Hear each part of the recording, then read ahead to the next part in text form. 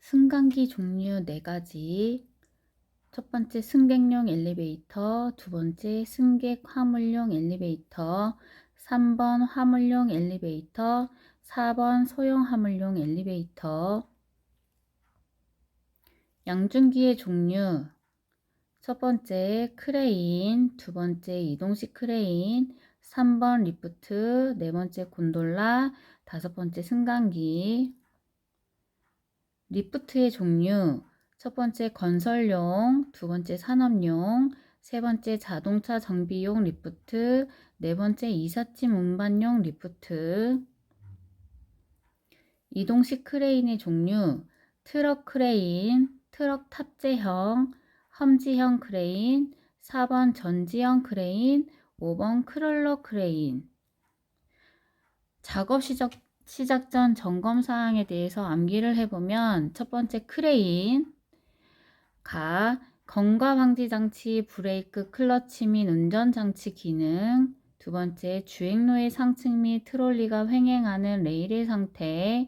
세 번째 와이어 로프가 통하고 있는 곳의 상태. 이동식 크레인의 작업 시작 전 점검 사항은 건과 방지 장치나 그 밖의 경보 장치의 기능, 브레이크, 클러치 및 조정 장치 기능, 와이어 로프가 통하고 있는 곳 및 작업 장소의 집안 상태. 컨베이어의 작업 시작 전 관리 감독자가 체크할 거는 원동기 및 풀리 기능의 이상 유무, 이탈 등의 방지 장치 기능의 이상 유무, 비상정지 장치 기능의 이상 유무, 원동기 회전축 기어 및 풀리 등 덮개 또는 울 등의 이상 유무. 지게차 작업 시작 전 점검 사항, 제동 장치 및 조정 장치 기능의 이상 유무, 하역 장치 및 유압 장치 기능의 이상 유무, 바퀴의 이상 유무, 전조등, 후미등, 방향지시기 및 경운기 기능의 이상 유무. 군의 운반차 같은 경우는 앞에 지게차와 똑같고 마지막에 충전 장치를 포함한 홀더 등의 결합 상태 이상 유무와만 달라요. 이번에는 작업 계획서를 작성하고 그 계획에 따라 작업을 하도록 해야 할 작업은 우리가 작업 계획서 따로 외웠던 그 부분의 항목을 말하면 돼요. 타워 크레인을 설치, 조립, 해체하는 작업, 차량계, 하역, 운반기계 등을 사용하는 작업, 차량계, 건설기계를 사용하는 작업, 그리고 외우기 편한 게 터널 굴착 작업, 채적 작업, 건물 등의 해체 작업, 중량물 취급 작업. 요거 같은 경우는 개별 문제로도 많이 나오니까 개별 문제에 나온 것을 암기를 하면 요 문제는 그냥 자연스럽게 암기해서 쓸 수가 있죠. 자, 이번에는 작업 계획서 관련돼서 암기를 해보면 그 작업 계획서 말고 따로 하나가 사전조사 내용이 한 문제가 있어요. 한 문제는 굴착 작업 시 사전조사 후 굴착 시기와 작업 순서를 정해야 하는데, 그때 사전조사 내용은 첫 번째 형상, 지질 및 지층의 상태, 두 번째는 균열, 함수, 용수 및 동결의 유무 또는 상태, 매설물 등의 유무 또는 상태, 집안의 지하 수위 상태.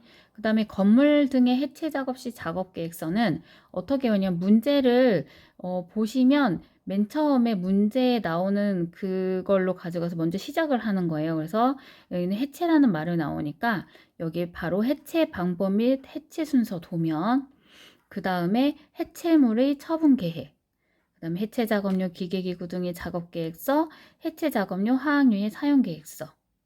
이렇게 암기를 하셔도 돼요. 그 다음에 타워 크레인을 설치, 조립, 해체하는 작업 계획서라고 했으면 여기 타워 크레인의 설치, 조립, 해체라는 단어를 갖고 와서 타워 크레인의 종류 및 형식, 그 다음에 타워 크레인 말씀계, 타워 크레인 지지 방법, 그 다음에 설치, 조립, 해체니까 설치, 조립 및 해체 순서. 일단 3개가 됐죠. 그 다음에 세 번째 저 같은 경우는 작업 도구, 장비, 가설 설명 및 방호 설비. 요거를 외웠어요. 이거는 그냥 도장에 가서 도장에 가방을 가져가자 이걸로 외웠거든요. 그래서 작업 도구, 장비, 가설 설비 및 방호 설비. 이렇게 외웠고, 그 다음 중량물 취급 작업 시의 작업 계획서. 여기서는 추락, 낙하, 전도, 협착, 붕괴의 위험을 예방할 수 있는 안전대책. 차량 건설 기계 작업 계획서요. 여기서는 차량 건설 기계가 말이 3개가 나와요. 차량 건설 기계, 차량 건설 기계, 차량 건설 기계. 그래서 맨 처음에는 종류 및 성능이 필요하겠죠. 그 다음에 건설 기계가 운행하는 그 부분을 먼저 작업을 해야 되고, 그 다음에 작업 방법. 그 다음에 채석 작업. 채석 작업의 작업 계획서는 4가지를 쓰면 돼요. 4가지. 그러면 어떻게 외웠냐면 저는 암석 기준으로 외웠어요. 암석의 분할, 암석의 가공, 또 요거를 이제 채석을 작업하려면 이제 발파를 해야 되겠죠. 그럼 발파를 하면 깽내의 낙반 및 붕괴 방지 방법. 이렇게 4가지로 외웠고요. 그 다음에 지게차 하역 운반기에 갖추어야 하는 방호장치 3가지. 요거는 전조등, 흠이등, 그 다음에 머리는 헤드가드, 그 다음에 백레스트 이렇게 3가지. 그 다음에 곤돌라가 일정 수준 이상으로 방지한 방호장치는 건가방장장치. 그 다음에 크레인, 곤돌라, 리프트, 승강기에 설치해야 하는 방호장치 종류 3가지는 건가방지장치, 비상정지장치 이렇게 외우셔도 세종장치 이렇게 3개 외우면 좋겠죠. 자동차 정비용 리포트를 원래는 근로자를 탑승시키면 안 되는데 탑승이 가능한 경우 조치를 어떻게 된 거냐면 자동차 정비용 리포트에 수리, 조정 및 점검 등의 작업을 할 때에 그 작업에 종사하는 근로자가 위험해질 우려가 없도록 조치한 경우를 말해요. 그 다음에 크레인을 사용할 때 근로자를 달아올린 상태에서 작업을 하면 당연히 안 되죠. 근데 다음 아래 같은 조치를 하면 할 수 있다 이거예요. 그거는 탑승 설비가 뒤집히거나 떨어지지 않도록 필요한 조치, 안전대당 구명줄을 설치하고 안전난가를 설치할 수 있는 구조에는 안전난가를 설치를 하고, 그리고 탑승 설비 하강실 때는 동력 하강 방법으로 할 것. 여기서 동력 하강 방법으로 할 것. 차량계 하역 운반 기계의 화물 적재 시 준수 사항. 하중이 한쪽으로 치우치지 않게 적재를 해야 되고, 화물 자동차의 경우 화물의 붕괴 또는 낙하의 위험을 방지하기 위해서 화물에 로프를 걸어야 되겠죠. 그 다음에 운전자 앞에 시야를 가리면 사고가 나니까 시야를 가리지 않도록 화물을 싣고, 화물을 실을 때는 최대 적재량을 초과해서는 안 돼요. 차량계 하역 운반 기계가 넘어지거나 굴러떨어짐에 의해서 근로자 위험을 미칠 경우는 지금 3번 출제됐기 때문에 이거는 꼭 외워야 돼요. 그래서 저는 간유지로 외웠거든요. 유조자 배치, 집안의 부동치마 방지 조치, 갓길 붕괴 방지 조치. 그 다음 운전자 이탈. 그 하역 운반 기계에서 운전자가 운전 위치를 이탈할 때 준수해야 할 사항은 2번 출제돼서 이것도 맨 처음에 운전위치 이탈이니까 여기서 3번째 먼저 외우는 거예요. 운전석을 이탈하는 경우에는 시동키를 운전대에서 분리할 걸. 왜냐면 문제에서 운전위치 이탈을 말을 해주니까. 그 다음에 갑작스러운 주행이나 이탈을 방지 위해서 브레이크를 확실히 걸어야 하고, 그 다음 지게차인 경우는 포크 같은 거를 들고 이동하는 게 아니라 가장 낮은 위치라든지 또는 지면에 내려둬야 돼요. 그래서 그렇게 3가지. 그 다음에 사람이 중량물을 운반할 때 준수해야 할 사항 2번 출제됐고, 첫 번째는 수평거리 운반을 원칙으로 하고 여러 번 들어 움직이지 말고 반복 운반을 하지 말아야 돼요. 그 다음에 운반 시의 시선은 진행 방향을 하나고 뒷걸음질 치면 안 되겠죠. 어깨 높이보다 높은 위치에서 하물을 들고 운반하면 안 되고 중간에 뽑아내면 위에가 쓰러지겠죠. 그래서 안 돼요. 승강기를 제외한 양중기의 운전자와 작업자가 보기 쉬운 곳에 부착해야 하는 내용 2가지. 첫 번째 전격 하중, 2번째 운전 속도, 3번째 경고 표지. 그 다음에 하중은 적재 하중. 지부 혹은 부미 경사감이 길이 또는 지부 위에 놓이는 도르의 위치에 따라 부하시킬 수 있는 최대 하중으로 각각 훅, 버킷 등 달아올리기 기구의 중량에 상하는 하중을 공제한 하중입니다. 적재 하중. 이번엔 특별교육이에요. 특별교육도 문제에서 자주 나오죠. 요새는 특히 더 나오는 것 같기는 한데 보면 거푸지 동바리 조립 해체예요. 여기도 마찬가지로 이 문제에서 주어지기 때문에 이 말을 그대로 가져와요. 동바리 조립 방법 및 작업 절차에 관한 사항. 그 다음에 조립이란 말이 있으니까 조립 재료의 취급 방법 및 설치 기준에 관한 사항. 조립 해체 시의 사고 예방에 관한 사항. 이렇게 세 가지 암기하시면 되고, 그 다음 이번에는 높이가 2m 이상인 암석의 특별교육이에요. 특별교육. 이거는 폭발물 취급 요령 및 대피 요령에 관한 사항, 안전거리 및 안전기준에 관한 사항, 방어물의 설치 및 기준에 관한 사항, 보호구 및 신호 방법 등에 관한 사항, 그 밖에 안전보건 관리에 필요한 사항. 이번에는 2m 이상 높이 되는 지반 굴착이에요. 여기서 지반의 형태 구조 및 굴착 요령에 관한 사항, 지반의 붕괴재 예방에 관한 사항, 그 다음에 붕괴 방지용 구조물 설치 및 작업 방법에 관한 사항, 보호구의 종류 및 사용에 관한 사항. 파쇄 작업은 콘크리트 해체 요령과 방호거리에 관한 사항, 작업 안전 조치 및 안전 기준에 관한 사항, 파쇄기의 조작 및 공통 작업 신호에 관한 사항, 보호구 및 방호 장치에 관한 사항. 자, 흙맞이 지보공의 보강 또는 봉바리를 설치할 때, 해체 작업을 할 때 그 특별 교육 내용은 동바리의 운반, 취급 및 설치 시 안전 작업에 관한 사항, 해체 작업 순서와 안전 기준에 관한 사항. 여기서 설치 해체라고 그랬으니까 여기 이렇게 연구시면 되고, 1톤 이상 크레인, 지금 5대 이상 보유한 사업장에서 해야 할 특별안전 보험 내용에서는 지금 여러 대가 있잖아요. 그러니까 서로 신호 방법에서 공동 작업에 대한 사항을 알아야 되겠죠. 그 다음에 인양 물건의 위헌성 및 낙하비례 충돌 재해 예방에 관한 사항. 세 가지니까, 그 다음에 화물의 취급 및 안전 작업 관한 사항, 이렇게 외우면 될 것 같아요. 그 다음에 흙맞이 구조의 안전을 예측하기 위해서 설치한 계측기기, 깊이 10.5m 이상, 수위계, 경사계, 하중 및 치마계, 응력계. 암질 판별법이에요. RQD, RMR, 일축 압축 강도, 탄성 파속도. 그 다음에 토공사 비탈면 보호공법의 종류 4가지. 뿜어 붙이기공, 블록공, 돌쌓기공, 식색공, 현장 타설, 콘크리트, 격자공. 여기서는 연약한 지반상의 구조물을 만드는 경우 밀이 있죠. 밀이 그래서는 풀이라고 먼저 배웠는데, 풀이 로딩 공법. 밀이 그 지반의 흙쌓기 등에 의해 제하를 함으로써 안밀치마를 촉진시켜 안정시키고 난 다음 흙쌓기를 다시 제거하고 구조물을 축조하는 공법은 풀이 로딩 공법이에요. 층막이 공사를 할 경우 주변 치마 원인 3가지. 흙막 이벽 변형, 지하 수위 저하, 세립토사의 유출. 히빙, 보일링 다음 현상이 발생하는 지반으로는, 히빙은 연약 점토 지반, 보일링은 지하 수위가 높은 사질토 지반.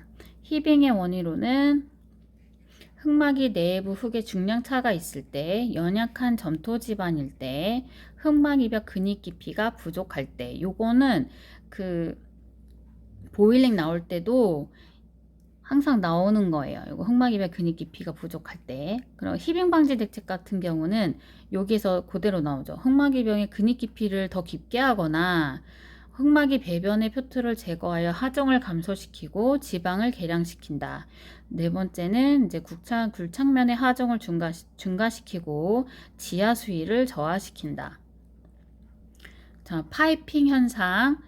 보일링 현상으로 인해 집안 내에 물의 통로가 생기면서 파이프 모양으로 구멍이 뚫려 흙이 쇄골되어 집안이 파괴되는 현상을 파이핑 현상이라고 하고, 보일링 현상, 요거는 사질토 집안을 굴착할 때 굴착 처면과 흙막이 배면의 지하 수위 차로 인해 굴착 저면의 흙과 물이 함께 솟구쳐 오르는 현상을 말합니다. 네, 보일링 방지 대책 3가지. 요거는 많이 출제됐죠. 첫 번째, 지하수의 저하를 위한 배수 조치. 지하수의 흐름 변경, 흙막이 벽의 근입 깊이 연장.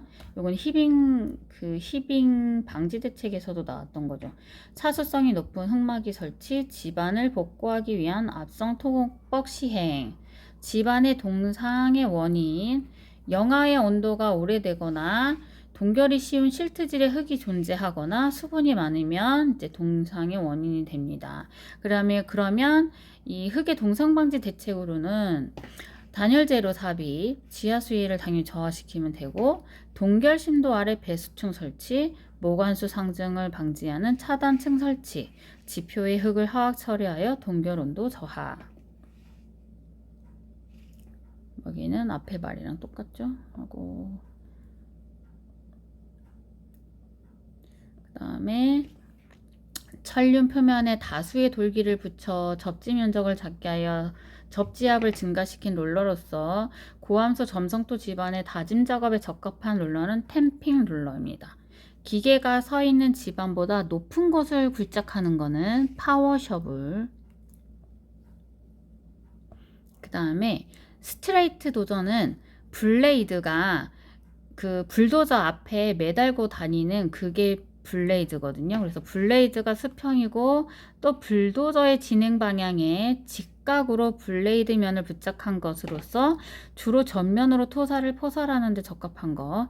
앵글은 각이잖아요. 그래서 블레이드 면의 방향이 진행 방향의 중심선에 대해서 20도에 30도의 경사가 진 것으로 사면 굴착, 정지, 흙매들 등의 자체의 징에 따라 흙을 측면으로 보내는 작업이 적당한 것입니다. 그럼 틸트 도저는 좌우로 15cm 정도 조절할 수 있어서 블레이드의 한쪽 끝 부분에 힘을 집중시킬 수 있으며 V형 배수로 굴착, 굳은 땅 파기 등에 사용합니다. 이렇게 하면 되고, 아까 블레이드는 요거 보시면 되는 거죠. 블레이드. 굴착면의 기울기, 요것도 많이 나오죠. 습지는 요게 습지는 1대1에서 1대1.5, 건지는 1대 0.5 대 1대1. 당연히 건지보다는 습지가 약하니까 그 각도를 좀 넓혀줘야 되겠죠. 그 다음에 안반은 풍화함은 1대1, 연암 1대1, 경암 1대 0.5. 토석 붕괴 시 내적 원인으로 구분할 때, 내외적 구분할 때 외적 원인을 사항으로는 4가지를 쓰라고 했어요. 자, 공사의 진동이 반복적으로 되면 하중이 증가할 테고, 그 다음에 지진이나 차량 구조물로 인해서도 하중이 증가를 할 테고, 그 다음에 지표수 및 지하수의 침수에 의한 토사 중량의 증가에 의해서 또 하중이 증가를 할 테고, 그 다음에 사면, 번면의 경사 및 기울기가 증가를 하게 되면 또한 토석이 붕괴되는 원인이 되겠죠. 굴착공사에서 토사 붕괴의 발생을 예방하기 위한 안전점검 5가지. 전 지표면의 답사, 경사면의 지층 변화부 상황 확인, 부석의 상황 변화의 확인, 용수의 발생 유무 또는 용수량의 변화 확인, 결빙과 해빙에 대한 상황의 확인, 각종 경사면, 보호공의 편의, 탈락 유무. 자, 균열이 있는 암석의 경사면, 붕괴 방지를 위해 설치하거나 조치하여야 할 사항, 적절한 경사면의 기울기를 계획할 것, 경사면의 기울기가 당초 계획과 차이가 발생되면 즉시 재검토하여 계획을 변경할 것. 그 다음에 3가지니까 짧은 거는 활동할 가능성이 있는 토석은 제거할 것. 이렇게 하시면 되겠네요. 그 다음에 자만 우물통 수직갱 또는 이런 설비에 굴착 작업을 할 때 준수사항, 요 자만 같은 경우는 이렇게 된 여기 안에 들어가서 굴착을 하게 되는 거라 그 땅보다는 상당히 아래에 있는 부분에서 굴착을 하는 거라서 맨 처음에 산소 결핍 우려가 있는 경우에는 산소 농도를 측정하는 사람을 지명하여 측정하도록 하고, 여기서 오르내리도록 릴 수 있도록 위한 설비를 설치를 해야 되고, 굴착 깊이가 20m를 초과하면 해당 작업 장소와 외부와의 연락을 위한 통신 설비를 설치해야 합니다. 타워 크레인의 작업 중지, 순간 풍속 초당 10m를 초과하면 설치 수리 점검을 해체를 작업을 중지하고, 순간 풍속이 15m를 초과하면 운전 작업을 정지합니다. 그리고 철골 작업을 중지하여야 할 때는 순간 풍속 10m 이상, 강우량은 1시간당 1mm 이상, 강설량은 1시간당 1cm 이상이 되면 이제 철골 작업을 중지해야만 합니다. 크레인 이탈 방지 조치에는 순간 풍속이 30m/s를 초과를 하면 주행 크레인에 대하여 이탈 방지 장치를 작동시키는 조치를 하여야 합니다. 그 다음에 콘크리트 펌프카, 이거 아파트 같은 거 건물 질 때 시멘트 이렇게 뿌리는 거 있잖아요. 그건데 그거를 작업을 할 때 준수해야 할 거는, 첫 번째, 여기서도 콘크리트 펌프나 콘크리트 펌프카라는 말을 찾아요. 여기 펌프 비계 나오고, 그 다음에 콘크리트 펌프카, 그 다음에 콘크리트 펌프카, 이렇게 세 가지를 외울 거예요. 작업을 시작하기 전에 콘크리트 펌프골 비계를 점검하고 이상을 발견하였으면 즉시 보수할 것. 콘크리트 펌프카가 키가 크니까, 높이가 크니까 주변의 전선들에 의해서 전선에 의한 위험을 예방하기 위한 적절한 조치를 해야 하고, 그 다음에 작업 중에 집안이 치마, 그 다음에 아웃트리거의 손상으로 해서 이게 넘어질 경우가 있으니까 그때는 이를 방지 위한 적절한 조치를 할 것. 그다음에 콘크리트 타설 시 거푸지 측압이 커지는 조건에 요인이 뭐가 있냐면, 온도, 습도, 물시멘트비, 타설 속도, 철근량, 이건 다 외웠던 거죠. 클수록, 그러니까 작을수록 있는 것만 외우시면 헷갈리지 않으실 텐데, 철골량만 작을수록 측압이 커지고, 외기 온도가 낮을수록 거푸지 측압이 커지는 거예요. 나머지는 다 클수록 측압이 커지고, 이렇게 보시면 돼요. 처음 보면 거푸지 부재 단면, 수밀성이 클수록, 강성이 클수록, 표면이 평활할수록, 식용 연도가 좋을수록, 습도가 높아도, 타설 속도가 빨라도, 다짐이 좋아도, 슬램프가 클수록, 비중이 클수록 모두 측압이 커지는 거예요. 일단 비계의 종류 5가지. 첫 번째, 관관비계, 관관틀비계, 달비계, 달대비계, 말비계, 이동식 비계, 시스템 비계, 이렇게 쓰시면 되고, 시스템 비계를 사용하여 비계를 구성하는 경우 준수해야 할 사항 3가지를 쓰라고 했어요. 여기서는 뭐만 외울 거냐면, 비계를 할 때 우리가 수직재, 수평재, 가세재를 모두 사용하게 되잖아요. 그러면 요 말을, 첫 번째는 이걸 하는 거예요. 수직재, 수평재, 가세재를 견고하게 연결하는 구조로 해야 되고, 그 다음에 요거 수평재와 수직재는 어떻게 해요? 수평과 수직이 직각으로 설치하여야 하며 체결 흔들림 없도록 견고하게 설치한다. 그 다음에는 수직재와 수직재의 연결선물이 이탈되지 않도록 견고한 구조로 한다 하면 되고, 이번에는 눈비 기상 상태로 인해서 작업을 종료했다가, 아니면 비계를 조립 해체를 하거나 변경을 했을 때 다시 시작하기 전에 점검해야 할 항목은, 자, 요 3가지 쓰라고 했네요. 3가지. 저 같은 경우는, 자, 손잡이의 탈락 여부를 먼저 외웠고, 그 다음에 기둥의 치마, 변형, 변이 또는 흔들림 상태, 그다음 발판 재료는 손상 여부 및 부처 또는 걸림 상태, 이렇게 외우셔도 되고, 여기서 외우기 편하신 걸로 외우시면 될 것 같아요. 그 다음에 달비계 또는 높이 5m 이상의 비계를 조립하거나 해체할 때 사업자 준수사항, 여기서는 뭐를 외웠냐면, 내용이 6가지가 많은데, 일단은 비계 같은 경우는 조립 해체 변경하다가 사고가 많이 나기 때문에 조립 해체 위주로 쓴다고 하면, 조립 해체 또는 변경 작업 구역에는 해당 작업에 종사하는 근로자가 아닌 사람은 출입을 금지시키고, 또 그거에 대한 내용을 보기 쉬운 장소에 게시할 것. 두 번째는 비는 그 밖에 기상 상태가 불안정하면 작업을 중지시킬 것. 그 그 다음에 재료기구들을 올리거나 내릴 때는 어떻게 하냐면 달줄 달포제로 사용을 하라는 거예요. 그 다음에 3가지 외웠고, 그 다음에 1가지는 뭐 조립해체 이걸로 하셔도 되고, 이건 기니까 아니면 근로자가 관리감독자 지휘에 따라 작업하도록 할 것 하셔도 되고, 강간비계 구성 요거 같은 경우는 기둥이라고 하면 기둥에 이렇게 하잖아요. 그럼 얘가 띠장이에요. 띠장. 얘가 장선. 그럼 당연히 띠장이 길어 보이잖아요. 그럼 얘는 1.85m 이하. 커서는 안 되겠죠. 이게 튼튼하게 지려면 작게 많이 연결하는 게 좋으니까. 그럼 장선은 1.5m. 띠장과 띠장 사이는 2m. 그리고 비계기둥 최고브로터는 높이가 있으면 요 거꾸로 해서 31m에 해당되는 이 지점부터는 비계기둥은 2개의 관관으로 묶어 세우란 얘기예요. 그리고 벽이음이 문제가 많이 나니까 벽이음이 비계를 이렇게 해서 여기 벽이에요. 벽에 이렇게 고정을 시키라는 말이에요. 그 고정시키는 간격은 수직 방향, 수평 방향 5m로 하고, 만약에 틀비계 할 경우는 수직 방향 6m, 수평 방향 8m. 요것도 이렇게 쓰라고 많이 나오긴 하죠.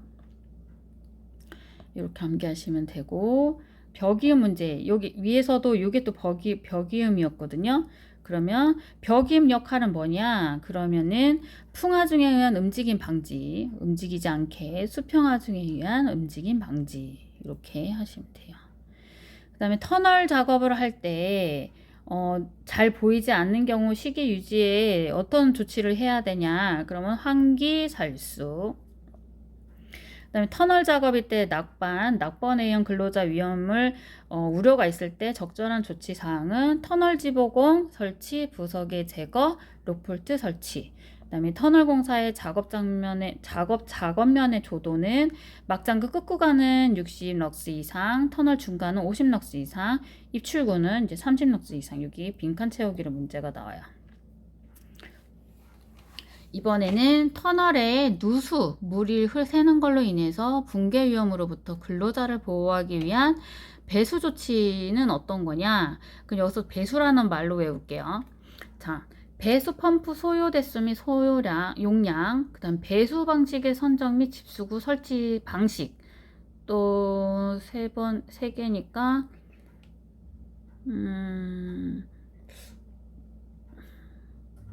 이거 둘 중에 외워야 되겠는데.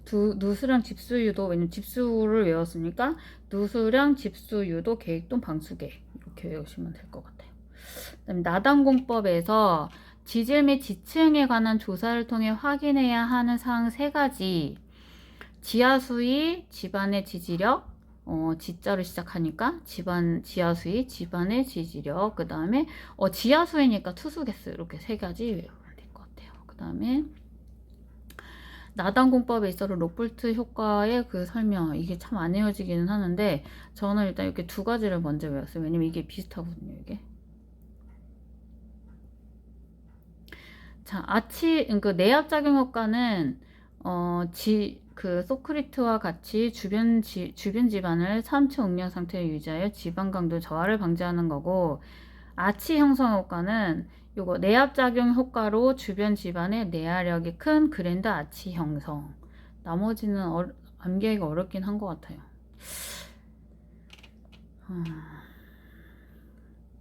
그 다음에 나담공법에 사전계측 계획에 포함되어야 할 사항 4가지. 계측이라는 말이 나오니까 계측 시 소요 장비, 계측 빈도, 계측 결과 분석 방법, 계측 전담반 운영 계획, 이렇게 4가지로 외웠어요. 다른 거는 말이 없으니까. 자, 그 다음에 거푸집 및 지보공 시공 시 고려해야 할 하중의 종류 및 각 하중에 해당하는 예 2가지를 쓰면, 연직 방향 하중은 거푸집, 지보공, 콘크리트, 철근, 작업원, 타설용 기계기구, 가설 설비 등의 중량 및 충격 하중. 횡방향 하중은 작업할 때 진동, 충격, 시공 오차 등에 기인되는 횡방향 하중 이외에 필요한 풍암, 유수압, 지진 등. 세 번째, 콘크리트 츠갑은 굳지 않는 콘크리트 츠갑. 특수하중은 시공 중에 예상되는 특수한 하중, 뭐 기타 하중. 잘 암기가 안 되는 것 같긴 해요. 거푸지 동바리에 사용되는 주요 강간의 기준에 맞는 신장률, 요거 10을 쓰라고 해서 빈칸 채우기로 나와요. 인장 강도가 34, 40일 미만은 25%, 신장률 25% 이상, 인장 강도 40일에서 50 미만이면 20 이상, 50 이상이면 신장률 12. 요게 기출이었어요. 10 이상. 작업 발판. 비계 높이가 2m 이상인 작업 장소에 설치하는 작업 발판의 폭은 40cm 이상으로 하고, 틈은 발판 재료가 이렇게 두 개 연결되면 여기 틈이 3cm 이하로 할 것. 그 다음에 발판 재료는 뒤집히거나 떨어지지 않도록 둘 이상의 지지물에 연결하거나 고정시킬 것. 가설 통로. 견고한 구도로 할 것. 경사가 30도 이하로 할 것. 그 다음에 경사가 15도를 초과하면 미끄러지지 않는 구조로 할 것. 추락의 위험이 있으면 안전난간을 설치로 할 것. 그 다음에 요게 많이 나오긴 하죠. 요거. 수직갱의 가설대 통로가 15m 이상이면 10m마다 계단참. 건설공사에 사용하는 비계다리가 8m 이상인 비계다리는 7m마다 계단참. 공사용 가설도로 설치 준수사항. 도로잖아요. 그럼 도로라는 말로 외우는 게 낫겠죠.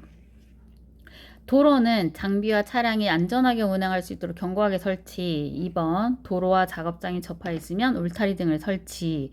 도로는 배수를 위해서 경사지게 하거나 배수시설을 설치할 것. 그 다음에 차가 다니는 곳이니까 차량의 속도 제한 표지를 부착할 것.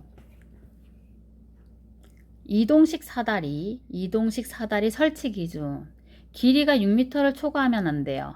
다리 벌림은 벽 높이의 4분의 1이 적당하고 벽면 상부로부터는 최소한 60cm 이상의 연장 길이가 있어야 돼요. 이렇게 올라오면 요만큼이 60cm 이상 있어야 된다는 얘기죠. 60cm 이상. 사다리 통로의 안전기준. 사다리는 상단이 여기 위에 아까 60cm랑 똑같네요. 사다리 통로의 길이가 10m 이상이면 5m 이내마다 계단참을 설치를 하고, 그 다음에 사다리 통로의 길이는 75도 이하로 할 것. 고소작업대 이동 시 준수사항. 당연히 고소작업대를 이동할 때는 낮게 해놔야 되겠죠. 위험하니까 걸리거나 할 수도 있으니까. 그리고 절대 작업자를 태우고 이동하면 안 되겠죠. 그 다음에 이동 통로의 요철 상태 또는 장애물의 유무를 확인을 하고, 고소작업대를 사용하는 경우, 앞에서는 이제 이동하는 경우였는데 지금은 이제 사용하는 경우 준수사항 2가지. 작업자가 안전모, 안전대 등을 보호구로 착용하거나 관계자가 아닌 사람은 작업구에 들어오는 걸 방지하고 필요한 조치를 할 것. 안전난간의 구조 및 설치 요건. 상부 난간대는 90cm 이상 지점에 설치를 하고, 상부 난간대가 혹시 120cm이다 그러면 중간대 2단을 이상 설치를 할 경우 균등하게 설치하고, 균등하면 반이 60cm니까 60cm 이하가 되도록 할 것. 발끝막이 판은 10cm 이상의 높이로 유지할 것. 안전난간이 이렇게 생겼으면 여기에서 발끝막이 칸은 10cm 이상, 여기가 120이면 여기 60cm 딱 나눠서 설치하라. 중간 난간대는 60cm 그렇게 하라는 거죠. 그 다음에 터널의 굴착 작업, 건물 등의 해체 작업 시 유해 위험을 방지 위한 관리 감독자 직무 3가지. 첫 번째는 안전한 작업 방법을 결정하고 작업을 지휘하는 일. 두 번째는 재료기구의 결합 유무를 점검하고 불량품을 제거하는 일. 작업 중 안전대 및 안전모 등 보호구를 착용하는 상황을 감시하는 일. 5m 이상 비계를 조립 해체하거나 할 때 관리 감독자의 또 업무 3가지. 재료의 결함 유무하고 불량품을 제거하고 기구 공구 안전대 및 안전모 등의 기능을 점검하고 불량품을 제거하는 일. 작업 방법 및 근로자 배치를 결정하고 작업 진행 상태를 감시하는 일. 안전대와 안전모 등의 착용 상황을 감시하는 일. 여기서는 사업주가 준수해야 할 일이고 거푸지 동바리 등을 조립이나 해체할 때 사업주가 준수해야 할 일. 첫 번째는 근로자가 아닌 사람의 출입을 금지하고 B는 기상상태 나쁘면 작업을 중지시키고 아까 저기 달비계 5m 이상 그거 사용할 때는 똑같죠. 내용이 앞에 부분. 그러면 기계 공구 올리거나 내릴 때는 그냥 하는 게 아니고 달줄 달푸대를 사용하도록 할 것. 투하 설비를 갖춰야 하는 최소 투하 높이는 3m. 이번에 이제 추락재해 방지하기 위해서 방망사의 강도. 등속 인장 시험을 행할 경우 인장 강도는 1500kg 이상이어야 한다. 그 다음에 방말 그물코의 크기는 10cm 이하. 그리고 추락 방호막 설치 기준 3가지. 추락 방호막의 설치 위치는 자, 이게 이렇게 이걸 이렇게 하지 말고 잠깐만요.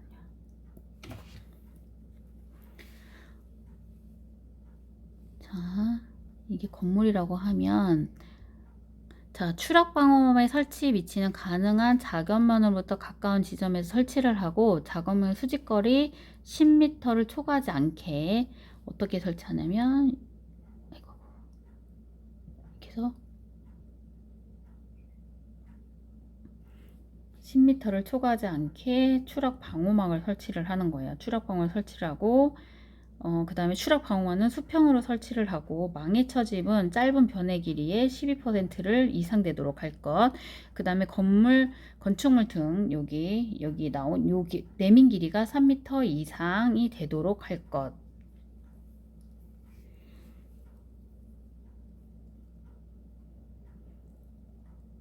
이상이 되도록 할 것. 그 다음에 방망의 소재는 합성 섬유, 그리고 모형은 마름모, 사각 또는 마름모이고 크기는 10cm 이하여야 합니다. 그 다음에 작업 시 추락 방지 대책은 첫 번째 안전난간, 추락 방호막, 안전대 이렇게 하셔도 되고 이번엔 낙하물 조치사항, 낙하물 방지망 설치, 방호선반 설치, 보호구 착용, 출입 금지 구역 설정. 자, 아까 추락 방호막 같은 경우는 이제 내민 길이가 요만큼 내민 길이가 3m였는데 얘는 낙하물은 2m 이상이에요. 그리고 요 각도가 20도에서 30도 이상으로 유지를 할 거. 그다음 높이 10m 이내마다 설치할 것. 높이 10m 이내마다 설치를 하고 그 다음에 와이로프 안전계수는 와이로프 절단 하중값을 그 와이로프에 걸리는 최대값으로 나눈 거예요. 그 다음에 자 근로자면 10 이상 더 튼튼하게 내야 되겠죠. 근로자 이상은 10 이상. 그 다음에 화물을 직접 지지하면 5 이상. 훅샤클 클래프는 3, 그 밖은 4. 와이로프 사용금지 기준 한 꼬임에서 끊어진 소선의 수가 10 이상인 것, 지름의 감소가 7% 초과하는 것. 자, 저 와이어로프하고 달기 체인이랑 이 퍼센티지가 헷갈려요. 그래서 17 이렇게 외우고 50 이렇게 외웠어요. 달기 체인은 50, 와이어로프는 17. 그리고 곤돌라 달비계 설치 와이어로프 사용 금지 듣고 2인마가 있으면 안 되고 아까 위에서 배운 거죠. 17. 한 꼬임에 끊어진 소수가 10% 이상. 감소가 공층 지름은 7% 초과한 것. 꼬인 것, 심하게 변형된 부식된 것, 열과 전기 충격에 의해 손상된 것. 자, 여기 나오죠. 달기체는 제조될 때의 그 길이보다 5% 초과한 것. 그 다음에 링의 단면 지름이 제조된 때보다 링의 지름이 10%를 초과해서 감소한 것. 균열이 있거나 심하게 변형된 것. 그래서 요 단면 요게 10% 초과돼서 감소한 것. 요 길이가 늘어난 길이가 5% 초과한 것. 그래서 50, 17 이렇게. 그 다음에 섬유로프의 제한 조건은 꼬임이 끊어진 것, 심하게 손상되거나 부식된 것. 그 다음에 이번에 적정 공기. 산소 농도는 18에서 23.5, 탄산가스의 농도는 1.5 미만, CO2죠. 황화수소 농도는 10ppm 미만, 10ppm, 일산화탄소 농도는 30ppm 미만인 수준의 공기를 말한다. 요걸 외워야 되죠. 18%, 1.5% 미만, 황화수소는 10ppm, 일산화탄소는 30ppm 미만인 수준을 말한다. 그 다음에 지하 작업을 할 때 가스 농도를 측정하는 시점 3가지. 당연히 작업을 시작하기 전에 항상 해야 되겠죠. 그 다음에 가스 누출이 의심되는 경우, 그 다음에 가스가 발생하거나 정체될 위험이 있는 장소에는 측정을 해야 되겠죠. 분진 작업에 관련된 업무를 할 때 근로자에게 알려야 하는 사항입니다. 분진 작업. 분진의 유해성 노출 경로, 분진의 발산 방지와 작업장의 환기 방법, 분진에 관련된 질병 예방 방법. 왜냐면 분진 작업을 해서 분진 이렇게 단어로 시작하는 단어로 암기하시면 되고, 발파 작업 시 화학류 저장소 내에 운반이나 현장 내 소규모 운반일 때 준수해야 할 사항 2가지.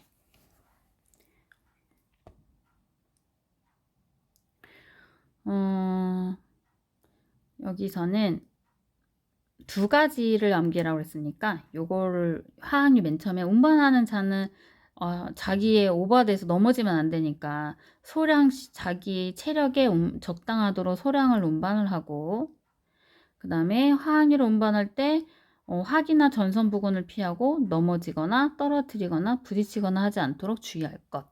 이렇게 2개 암기하시면 될 것 같아요. 안전보건 표지의 색채 채도 기준 및 용도. 빨간색은 7.5R, 4 이게 채도 기준인 거죠. 4, 14. 여기서는 노란색, 파란색, 녹색, 흰색, 검은색인데 이게 수치가 여기가 커요. 빨간색이 커요. 7.5, 5i, 2.5, 2.5 이렇게 되고, 저는 빨주노초 파남보처럼 외웠거든요. 빨주노 초파 남 파초 이렇게 외웠죠. 파초 이렇게. 그리고 이게 높은 걸 흰색을 위에다 놓은 거예요. 빨간색 위에 9.5, 그 다음에 검은색은 아래 놓고 N 0.5. 그리고 여기서는 요 앞에가 14, 여기를 차례대로 14, 12, 10, 10 이렇게 되고, 노란색만 커요. 8, 4, 8.5, 4, 4. 노란색만 8.5 이렇게 돼요. 이렇게 되고, 흰색은 그냥 저는 이게 헷갈리지 않게 109로 외웠거든요. 109 강아지 이름 있잖아요. 109 해서 흰색은 9, N 9.5. 그래서 얘는 흰색은 파란색, 녹색에 대한 보조색, 검은색은 문자도 쓰죠. 문자 및 빨간색 또는 노란색에 대한 보조색. 네, 빨간색은 금지 경고를 나타내요. 정지 신호, 소화 설비 및 그 장소 유해 행위 금지. 네, 화학물질 취급 장소에서 유해 위험 경고. 네, 노란색 경고, 화학물질 취급 장소의 위에 거, 요 경고 빼고 이외의 위험 경고, 주의 표지 또는 기계 방호를 나타낼 때. 그 다음에 파란색은 지시, 특정 행위 지시 및 사실의 고지. 저는 그냥 파지 외웠어요.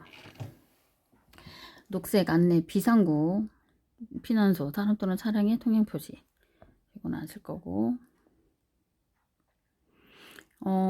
이 안전보건 종류에 대해서는 그 그림별로 그 용어를 쓸 수 있게 한번 연습은 하시는 게 좋아요. 그 기출문제가 많이 있긴 하거든요. 그 다음에 콘크리트 구조물 해체 공법 선정 시 고려해야 할 사항. 여기도 해체 공법이니까 여기서도 해체 대상물의 구조, 해체 공법의 안전관리 대책 상담, 그 다음에 부진의 공업용 용지, 부지 주변의 도로 상황 및 환경. 해체 공법의 종류 5가지, 압세 공법일 것 같은데요. 대형 브레이커 공법, 전도 공법, 철해모 공법, 하약 발파 공법. 그 다음에 다이아몬드 입자를 혼합화 경화하여 제조된 절단톱으로 기둥보 바닥 벽체를 적당한 크기로 절단을 해체하는 공법으로 준수사항. 첫 번째 3가지니까 회전날이 나오잖아요. 그래서 저는 이제 회전날로 했어요. 회전날, 회전날. 자, 접촉 방지 커버를 부착토록 해야 되겠죠. 회전날이 위험하니까. 그 다음에 회전날이 조임 상태가 안전한지 점검을 하고,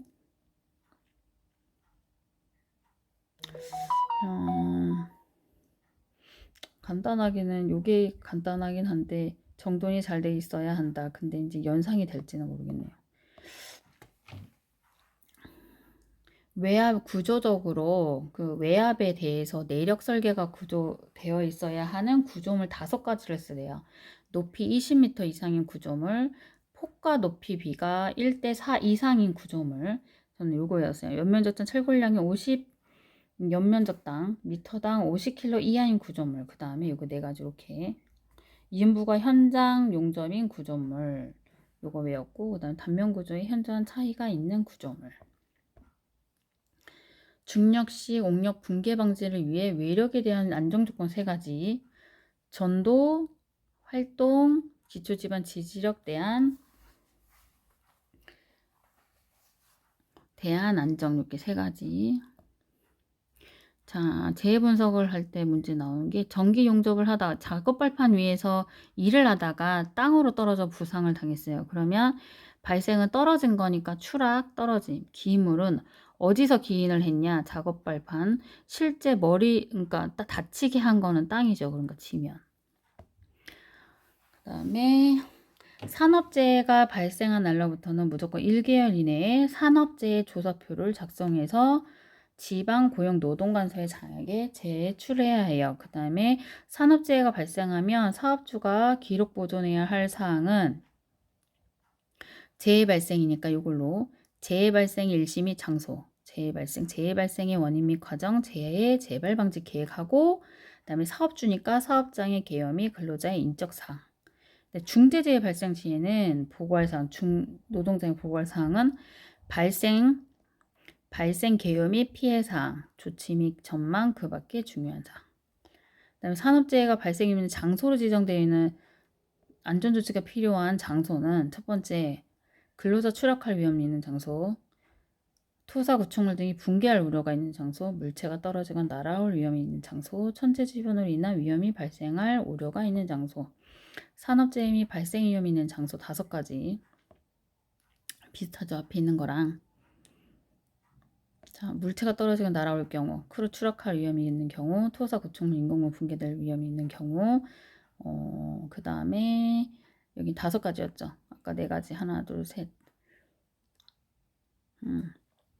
여기서 뭐 기계기구 등이 넘어지거나 무너질 우려가 있는 경우, 요거 4개 이렇게 외우시고 편한 걸로 하신다고 하면 충돌이 나면 이걸로 외우시는 게 나을 수도 있겠네요. 작동한 기가 충돌할 우려가 있는 경우. 근데 간단한 걸로 아실 거면 화재 폭발 이걸로 암기하셔도 되고. 승강기의 설치 조립 수리 점검 또는 해체 작업을 하는 경우 작업을 지휘하는 사람이 이행해야 하도록 하는 사항은 첫 번째 작업 방법과 근로자의 배치를 결정하고 해당 작업을 지휘하는 일, 재료의 결합 유무 또는 기구 및 공구의 기능을 점검하고 불량품을 제거하는 일, 작업 중 안전대 등 보호구의 착용 상황을 감시하는 일. 이게 또 이제 인력 운반 작업시죠. 사람이 운반을 할 때, 물건을 운반할 때 안전수칙 3가지. 자, 운반 시 시선은 진행 방향을 향하고 뒷걸음질 운반하지 말아야 되고, 어깨 높이보다는 높은 위치에서 하물을 들고 운반하지 말래요. 그리고 그 다음에 쌓여있는 하물을 중간에서 빼면, 이게 잘못 써졌네요. 중간에서 빼면 안 되니까 하부에서 뽑아내지 않게 해야 하고, 하물 운반은 수평거리 운반을 원칙으로 하고 여러 번 들거나 반복 운반을 하지 말아야 돼요. 그 다음에 크레인의 작업 시의 조치, 크레인 등을 사용하여 인양 등의 작업 시 준수사항 3가지. 인양할 하물을 바닥에서 끌어당기거나 밀어내는 작업을 하지 아니할 것. 그 다음에 가스통이나 이런 거는 운반도중에 떨어지면 폭발을 하니까 그 용기는 안전하게 담아 매달아서 운반을 해야 되겠죠. 그 다음에 또 중요한 게 근로자 출입을 제한해서 작업자 머리 위로 인양하지 않도록. 그리고 인양을 함으로 보이지 않아요. 움직이고 있는데 어떤 행동하면 의명하니까 어떠한 동작도 하지 말 것. 그 다음에 여기 안전하게 할 것. 그 다음에 교량건설 공법중 PGM 공법과 PSM 공법 설명. PGM 공법은 교량 상부 구조의 각 교각과 교각의 한 구간을 제작장에서 한 개 크기로 제작하여 현장에 운반을 설치하는 방법이고, PSM은 교량 상부 구조의 교각과 교각의 한 구간을 제작장에서 여러 개의 조각으로 제작하여 현장에 운반 후 조직 가설하는 방법. PGM은 한 개 크기로 제작해서 현장에 운반 후 설치를 하고, PSM은 한 구간을 제작장에서 여러 개의 조각으로, PSM은 여러 개의 조각으로 제작하여 현장에 운반 후 조립 가설하는 거고.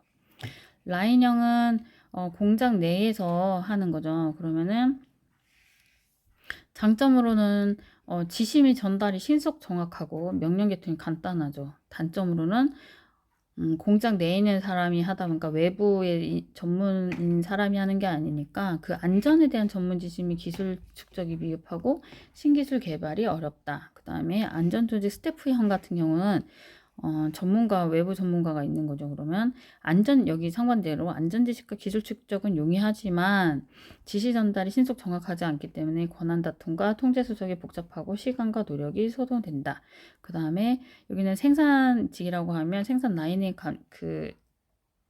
그 반장 같으신 분이 하는 거라 안전에 대한 뭐 이런 거는 빨리 책임과 이런 게 있지만 여기서는 생산 부분엔 안전에 대한 쾌감의 권한이 없습니다. 그 다음에 OJT는 회사 내부에서 하는 교육이라서 현장이나 직장에서 직속 상사가 업무와 관련된 직위능 태도 등에 관하여 교육을 시키는 실무훈련 과정입니다. 이건 앞에서 했고, 산업안전보건위원회 위원장 선출 방법은 위원 중에 호선을 하고, 만약 의결이 되지 않았을 때 처리법은 근로자위원과 사용자위원의 합의에 따라 중재기구를 두어 해결하거나 제3자에 의해 중재를 받아야 한다. 그다음에 안전관리를 정수 이상 증원 교체할 수 있는 사유. 자, 연간 제휴율이 같은 업종보다 평균 제휴율 2배 이상이면 증원이나 교체를 해야 되고, 중대재해 2건 이상. 실제 이 일하는 안전관리자가 질병이나 다른 사유로 3개월 이상 직무를 수행할 수 없으면 증원 교체를 해야 되고, 화학적 인자로 인한 직업성 질병자가 연간 3명 이상이면 증원 교체를 해야 합니다. 그 다음에 안전관리자 업무 4가지를 쓰는데, 여기서는 안전관리는 보통 보자 및 지도를 하죠. 보자 및 지도. 조치건이. 자, 위험성 평가에 관한 보자 및 지도 지원. 그다음에 사업장 안전교육계획 수립, 안전교육 실시에 관한 보자 및 지도 지원. 안전 인증 대상 기계, 자율안전 확인 대상 기계 등 구입 시 적격품의 선정에 관한 보자 및 지도. 그 다음에 사업장 순회 점검, 지도 및 조치건이. 업무 수행 내용의 기록 유지. 근로감독관이 질문 검사 점검하거나 관계 서류의 제출을 요구할 수 있는 상황. 근로감독관이 지금 파견을 와서 뭐 제출을 요구한다든지 점검을 한다든지 하는 경우는 첫 번째로 근로자가 일단 고소고발을 했어요. 그때는 오겠죠. 그 다음에 산업재해가 발생해서 급박한 경우, 그 다음에 경찰 조사를 해야 되는 거예요. 사법경찰결의 직무 수행을 필요한 경우는 근로 질문검사 요구를 할 수 있다 이거죠. 그 다음에 안전관리 담당자가 당일 공사 작업자들 대상으로 공사 착수 전이에요. 공사 착수 전에 실시해야 하는 안전교육 내용은 당일 작업의 공법위에, 그 다음에 시공 상태 도면에 따른 세부 시공 순서, 시공 기술상의 주의사항. 자, 안전관리자. 총 공사 금액이 1,000억 원 이상의 건설 안전관리 최소 인력 2명. 그게 있죠. 50억, 그 다음에 800억, 그 다음에 1,500억, 그 다음에 2,200억. 그러면은 요 사이죠. 800, 1,500, 2200에 3000, 요 사이가 1명, 2명, 3명, 4명 이렇게 돼요. 50억 이상에서 800억 이하는 1명, 800억에서 1500억 이하는 2명, 1500억에서 2200억 이하는 3명 이렇게 되죠. 그럼 요 사이에 들어가니까 얘는 당연히 2명이겠죠. 2명. 그 다음에 유해위험 방지 계획서 제출 대상으로 선임하여야 안전관리수가 일단 3명이래요. 3명. 3명이면 그 중에 1명은 어떤 자격을 가진 사람을 해야 되냐? 산업안전지도사, 건설안전지도사, 그 다음에 건설안전기사 또는 산업안전기사 자격을 취득한 후 7년 이상 건설 안전 업무를 수행한 사람이거나 아니면 산업기사는 취득한 지 10년 이상의 건설 안전 업무를 수행한 사람, 그 사람 필수로 선임을 해야 합니다.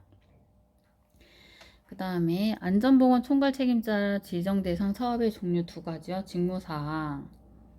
여기 원래 100명 이상이잖아요. 100명 이상인데 50인 이상 사업이라고 했으니까 그 50인 이상인 거는 선박 및 보트 건조, 1차 금속 제조, 토사석 강업이고 총 공사 금액이 20억 원인 건설업을 얘기하고 직무사항은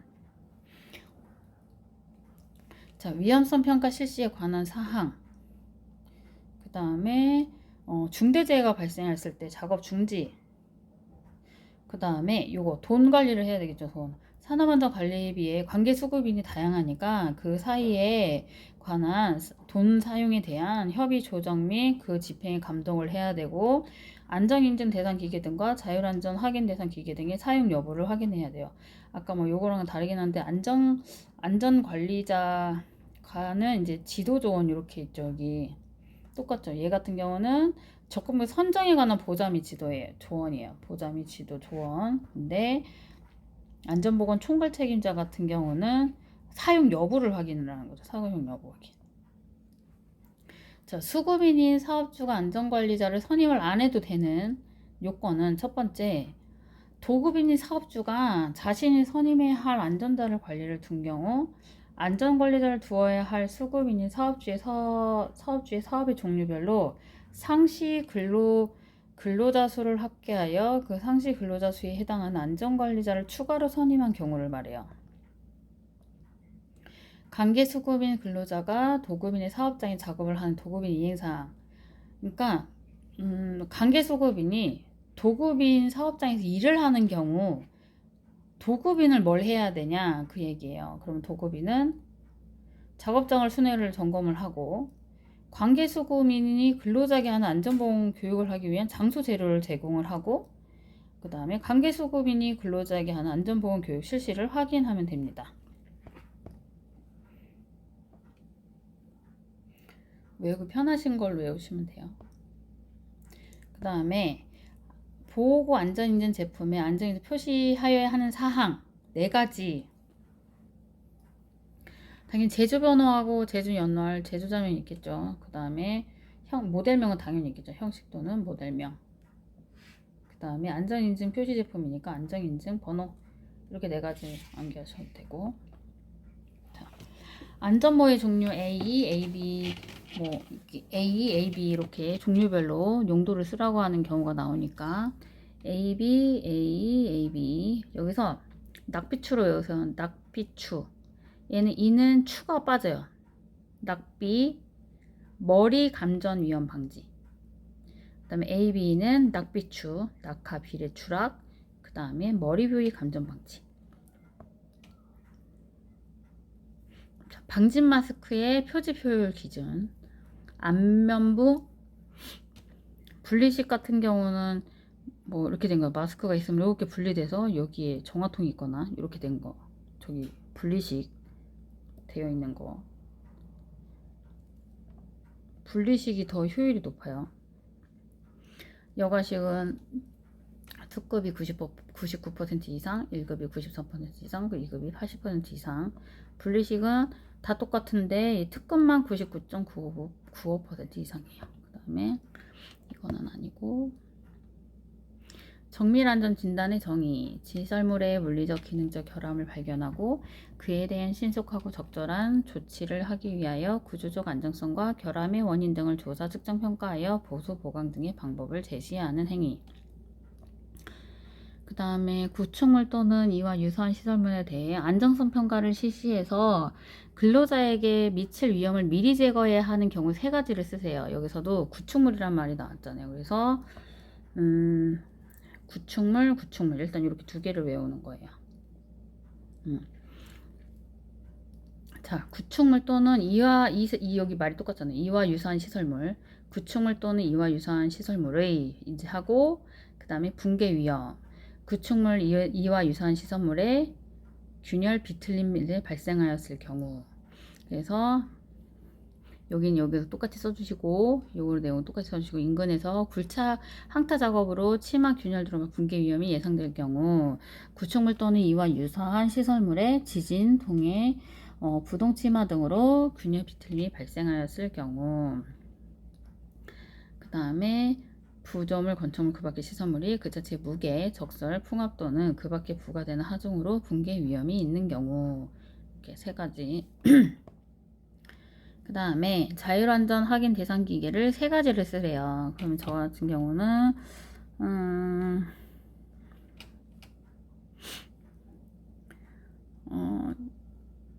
이거를 쉽게 외우면 그냥 혼인이라고 외웠거든요. 혼인하고 파혼하고 그래서 혼합기, 인쇄기, 파쇄기 이게 세 개 외우셔도 되고 편하신 걸로 암기하시면 되고 충전 부분 접촉 시 감전 방지 대책 세 가지 충전부가 노출되지 않도록 폐쇄형 구성을 할 것, 그다음 충분한 절연 효과가 있는 절연 덮개를 설치할 것, 그다음에 충전부를 정렬물로 완전히 덮어 쌀 것으로 암기를 하셔도 되고, 아니면 관계자 외 근로가 아닌 사람 출입금지 당연히 출입금지 되는 장소에 충전부를 설치하고 위험 표시를 해야 되겠죠. 이렇게 세 가지 암기하셔도 되고. 꽂음 접속기를 설치하거나 준수해야 할 사항은 자. 네 가지라서 이건 다 외워야 돼요. 서로 다른 전압의 꽂은 접속기는 서로 접속되지 아니하는 구조의 것을 사용할 것. 수변한 장소에서 사용되는 꽂음 접속기는 방수형 등 그 장소에 적합한 것을 사용할 것. 땀 등으로 젖은 손으로 취급하지 않을 것. 그 다음에 잠금 장치가 있어요. 그러면 접속하고 잠그란 얘기예요. 그 다음에 가공전로에 근접해서 동바리 조립 해체 작업하면 주의사항은 가공전로니까 가공전소 이설, 가공전로 절연방어구 장착. 그 다음에 1차적 감전위험 요소 세 가지. 우리는 보통 감전하면 I제곱 RT 이렇게 하잖아요. 그러니까 전류의 크기, 거기서 I제곱이 있으니까. 그 다음에 통전 경로, 통전 시간 이렇게 암기하시면 되고. 간접 저촉이에요. 간접 저촉에 대한 대책 두 가지. 동시에 접속 가능한 두 개의 도전성 부분을 2m 이상 격리시킬 것. 동시에 접속 가능한 두 개의 도전성 부분을 똑같으니까 절연체로 된 방어홀로 격리시킬 것. 이렇게 저는 두 개 외웠고. 자, 안전보건 관리 계획의 제출. 개선 계약이라든지 그렇게 계획자가 들어가게 되면 60일이라고 쓰시면 돼요. 60일. 다른 거는 거의 대부분은 30일이더라고요. 그래서 안전보건 계획서 수립 시행 명령 날로부터 60일 이내에 계획서를 제출한다. 그리고 안전보건 계획을 수립할 때 명할 수 있는 사업장은 아까 그 안전관리자의 증원 교체 부분이 있었잖아요. 그거랑 비슷하긴 한데 산업재해율이 같은 업종은 2배 이상인 사업장. 그리고 아까 거기선 중대재해 2건 발생했죠. 여기는 중대재해가 발생한 사업장. 그리고 직업질병사 거기서는 3명이었는데 여기서는 연간 2명 이상 발생하는 경우 이렇게 암기하시면 될 것 같아요. 그 다음에 안전보건 개선 계획에서 포함되어 사항은 기출은 요거여서 이 두 개 빈칸 내놓고 하더라고 한 거. 그래서 안전보건이다. 안전보건 교관 교육 관리 체제. 그 다음에 유해위험 방지계획서 제출대상 공사, 건설골강수기 제출대상 공사가 뭐가 있냐면, 이게 파란색으로 된 거가 이제 빈칸 채우기로 나오는 거거든요. 지상 높이 31m. 그 다음에 문화집회시설은 5,000제곱미터. 그 다음에 냉장제곱, 이것도 5,000제곱미터. 그 다음에 다리는 최대 지간거리가 50m 이상. 그리고 물이 2,000만 톤이에요. 2,000만 톤. 깊이 10m 이상 굴착공사. 안전보건 관리계획의 첨부 서류, 전체 공정표, 산업안전 관리비 사용계획서, 안전관리 조직표, 재해 발생 시 연락 및 대피 방법. 저는 일단 다 못 외우겠다 하면 정확히 몇 개만 더 정확히 외우는 걸로 해서 계획서니까 표랑 계획서가 많이 들어가겠죠. 그래서 전체표, 전체 공정표, 그다음 돈에 대해서도 써야 되니까 산업안전보건관리비 사용계획서, 안전관리 조직표 이렇게 아까 봤던 거고. 건설업 산업안전보건관리비 계산기준. 여기 기출문 보면 이제 대상액을 잘 설정을 해야 되죠. 대상액 같은 경우는 재료비 플러스 재료비는 간접 재료비, 직접 재료비 플러스 직접 노무비. 여기서 간접 노무비는 포함이 안 돼요. 직접 노무비에 각 해당 공사별 공사 금액별로 요율이 있어요. 그 요율로 곱해주고 나서 5억에서 50억 사이만 그 기초액이 각각 다른데 그 기초액을 더해주면 되죠. 보면 요거는 주어지는 경우도 있고 안 주어지는 경우도 있으니까 그 표는 요게 제일 기출이 많이 나오니까 2.35%에서 중건설은 땡건설이에요. 땡건설이면 540만원 기초를 꼭 더해주시고 55억 원 이상 이거 같은 경우는 일반건설 공사갑이면 1.86% 요율을 곱해주고 대상액에 요걸 곱해주고 그다음 기초에 요거를 더해주시면 돼요. 그리고 안전관리 보건관리비로 쓸 수 있는 기준 4가지는 뭐냐? 안전관리자 인건비, 각종 수당, 그 다음에 안전고용교육비, 행사비, 안전시설비, 개인 보호구 및 안전장비 구입비 등 사용하시면 되고, 그 다음에 안전관리비를 사용할 수 없는 항목은 외부인의 출입금지 표지, 공사장 경계 표시 및 가석 울타리, 감리용 외부에서 인사에 지급한 보호구, 이런 거는 사용할 수 없는 항목이에요. 이렇게 하시면 되고, 명예산업안전감독관에 대해서 위촉의 경우, 그 다음에 임기, 해촉, 업무 이거 각각 기출이 나올 때가 번갈아가면서 나오더라고요. 그러면은 명예산업안전감독관의 위촉은 첫 번째 노사협의체 설치 대상 사업의 근로자 중 대표가 사업주 의견을 들어 추천하는 사람. 두 번째는 노조 소속된 임직원 중에서 해당 노조가 추천하는 사람. 세 번째는 전국 규모 사업주 단체 임직원 중 해당 단체가 추천하는 사람. 네 번째는 산업재해 예방 관련 업무하는 단체 임직원 중 해당 단체가 추천하는 사람. 그 다음에 해촉은 근로자 대표가 사업주의 의견을 들어 명예감독관 해촉을 요청하는 경우. 두 번째는 명예감독관이 해당 단체로부터 퇴직하거나 해임된 경우. 세 번째는 명예감독관이 업무 관련 부정한 행위를 한 경우. 그리고 담당 업무로는 근로자에 대한 안전수칙 준수 지도, 법령 및 산업재해 예방정책 개선 건의, 법령 위반 사실 발생하면 사업주의 개선 요청, 감독기관의 신고, 산업재해 발생 위험이 감지되면 사업주의 작업 중지 요청, 안전보건의식 복도둑이 활동 참여 및 지원, 그 다음 임기는 2년이에요. 이렇게 자세하게 써놓은 거고. 자, 안전보건관리 규정의 작성. 작성해야 할 사업은 상시근로자 100명 이상 하는 사업이고, 사유가 발생한 날부터는 30일 이내에 규정을 작성해야 하고, 작성 변경할 때는 산업안전보건위에 심의 의결을 거쳐야 되고, 만약에 산업안전보건위원회가 설치되어 있지 않으면 근로자 대표의 동의를 받아야 합니다. 그 다음에 하인리 재구성비 1대 29대 300이죠. 그래서 전체 330건의 사고 중 중상 1건, 경상 29건, 무상의 사고 300건의 비율로 사고가 발생한다는 일이죠. 그 다음에 재해 예방 대책 4원칙, 손실위원회 법칙, 원인 계기 원칙, 대책 선정의 원칙, 예방 가능의 원칙, 하인리 사고 예방 5단계. 번갈아가면서 나오니까 원칙은 4원칙 요거 쓰시면 되고, 예방대책 5단계는 안전관리 조직 사실의 발견, 평가 및 분석, 시정체계 선정, 시정체계 시행. 저는 이게 안사, 시시에서 평가를 해보니까 시시에 이렇게 외웠거든요. 안전관리 조직 사실의 발견, 평가의 분석, 시정체계 선정, 시정체계 시행. 그 다음에 요 시정체계 시행의 단계에서 여기 3이라는 문제가 많이 나더라고요. 그래서 기술, 교육, 규제 이거 암기하시고, 무죄 운동 추진 3기둥, 최고 경영자의 경영자세, 관리감독자의 안전보건 추진, 직장 내 자주 안전 활성화, 그 다음에 마지막으로 TBM, 소요시간은 10분 정도, 인원도 시 10명 이하 구성하고, 과정은 도입, 점검장비, 작업지시, 위험예측 확인. 여기는 빈칸으로 요게 기준이 나왔어요. 점검장비나 위험예측 이렇게 쓰는 거, 빈칸 채우는 거. 일단 전체 한번 훑으려고 이렇게 읽어본 거고요. 각자 암기하기 쉬운 거, 암기하는 방법에 따라 암기하시면 될 것 같아요. 제가 설명하는 중에 틀린 거 있을 수도 있고 오타 있을 수도 있는데 제가 이거 암기하려고 만든 거라서 혹시라도 틀린 내용이 있으면 댓글 남겨주시면 될 것 같아요.